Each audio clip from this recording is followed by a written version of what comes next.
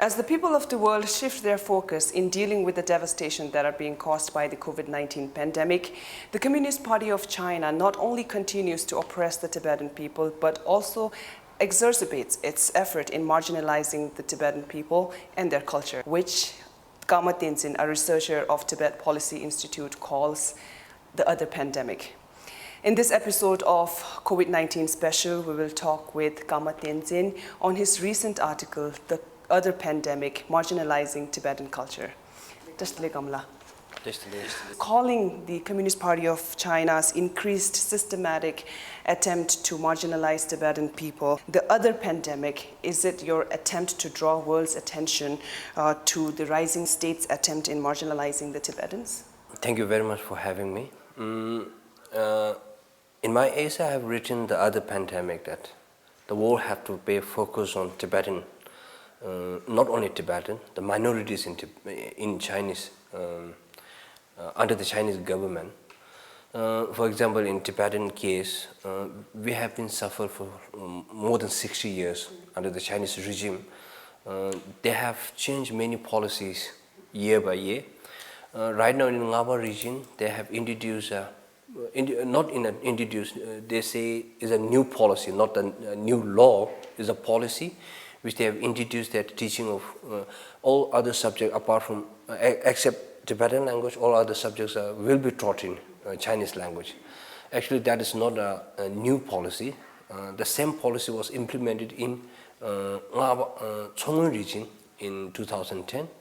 At that period of time, the Tibetan teachers and students at that particular region have protest against the new policy. So they have, what should I say, the world is paying more focus on COVID-19, the source from China. On the other side, China is focusing more on tightening or pressuring minorities. They have introduced many policies like the language policy, education policy, marginalizing Tibetans, eradicating Tibetan language, culture, everything from Tibetan youngsters. In your article, you have made an argument that the Communist Party of China's education policy has two doors that leads to two different realities. So what aspects of the Communist Party of China's education policy has two doors? How does that lead to two different realities? And how does that add up to marginalizing Tibetan people? So, in my article, I have written that in China's education policy, they have two doors, or you can call it two models, or you can say it, two different types, totally two different types of education system. So first one is for the majority Chinese, Han Chinese. They are teaching these youngsters to be educated to bring up Chinese economic, the development of Chinese economic. The other one is educating the minorities. It's not only we are speaking about the minorities. The education is different from the rest of the Chinese youngsters. The Chinese leaders are speaking. The educating minorities' focus should be, or educating minorities' aim is to take these minorities to have a loyalty to the Chinese or Communist Party. So that is the two different, totally different. If you are examine very careful about the subject what they are teaching and the materials which they are using in the minority areas in mainland China, most of the subject which they are teaching in China are two different things. In minority areas, they are teaching more like socialist ideologies. They are in a day, if they have mostly they have a 6 to 8 period in a school. In this 6 to 8 period, they will spend 3 to 4 period in a, what should I say, not exactly doctrine, or not exactly teaching communist ideologies, but materials in these textbooks are related with the PLA sacrifice towards the nationhood, Chinese leaders sacrifice to the nationhood, how the minorities are lived up by the Chinese Communist Party. Everything is totally different from rest of the China.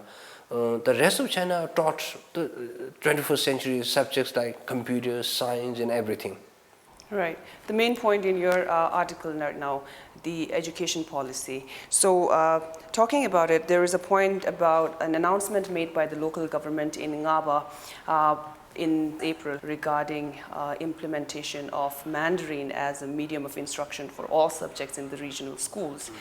So this is an announcement, a policy that has been implemented many years ago, and it's being implemented time and again, enforcing again and again. In 2010, there was a large-scale students' protest against this very policy.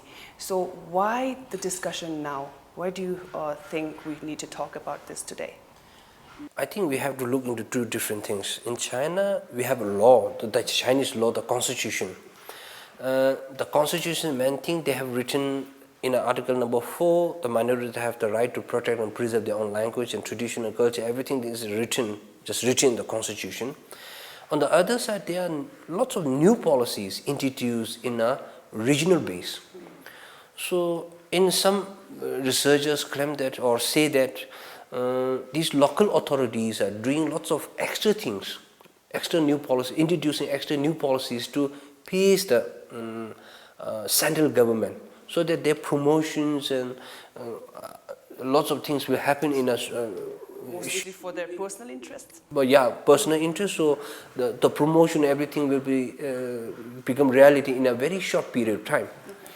So because of that, in Ngaba, not in that 2010 in Revkon region, Chongun region, they have introduced the new policy teaching all subjects in Chinese language except Tibetan language.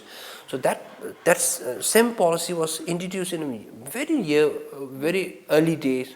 They call that as a bilingual education. So in bilingual education, they have two models. First model, they will focus on the Tibetan language. Then second model, they will focus more on the Chinese language. So in the same context, they have turned a little bit, and they are saying that we are going to introduce the bilingual education. Within the bilingual education, we are going to pay more focus on the second model. So that is Chinese language, pay more.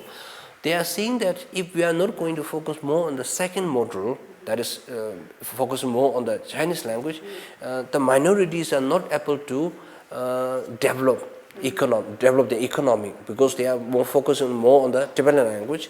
If you are focusing more on Tibetan language, you will be remain within your society, and you are not able to live up the economy of your region. So they blame the development of economy.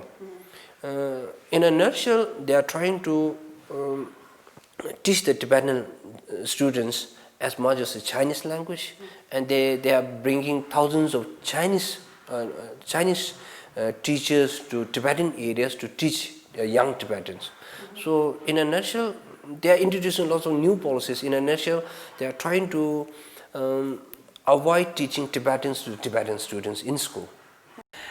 What does it mean to be marginalized for a group of people? For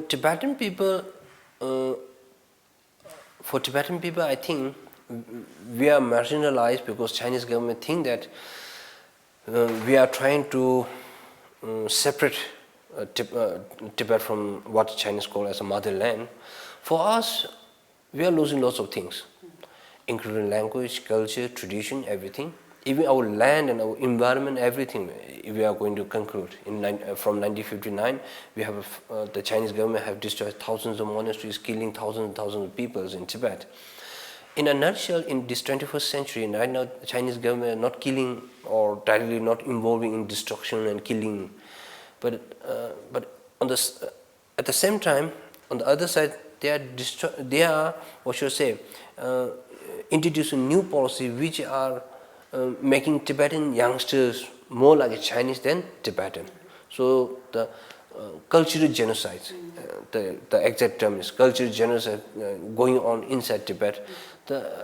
In Tibet, the basic environment for Tibetan language, you are not able to find any basic environment where you can use your Tibetan language and go in a bank, use post office. If you want to travel within Tibet, from Amdo to Yuzhan or Kham to Yuzhan or Yuzhan to wherever you want to travel, the Tibetan language don't work.